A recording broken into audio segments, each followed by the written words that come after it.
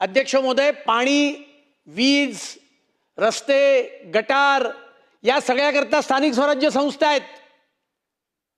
पण माझ्या मतदारसंघात सुद्धा आणि ज्या भागाचा मी आता उल्लेख केला तिकडे सुद्धा आजही अशी परिस्थिती आहे की ती लोक उंचीवर राहतात आणि त्यामुळे महानगरपालिका त्यांना पाणी हे त्यांच्या घरापर्यंत पोचवत नाही, ते खालच्या टाक्यांपर्यंत आणून ठेवतात आणि तिथून टाकीतून ते पाणी त्यांच्या विभागात नेण्याकरता जो काही वेगळा खर्च येतो तो खर्च आजही मुंबईकर जनता त्या ठिकाणी भरते.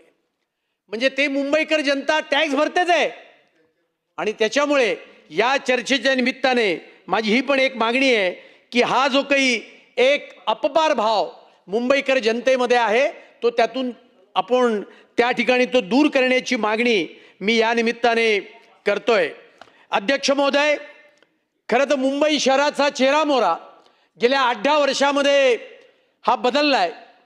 धारावीचा उल्लेख केला गेला आणि धारावीचा उल्लेख करताना काय म्हणाले की बीडीडी चाळीसारखा विकास करा. त्याला आमची तयारी आहे. अरे पण बीडीडी चाळीचा विकास केला कोणी?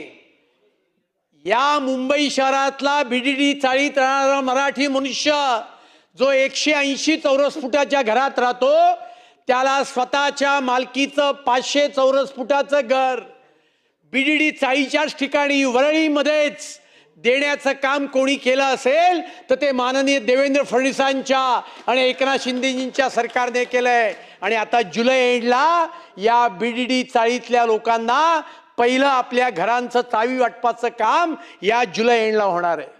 ही मराठी माणसाची चिंता आहे.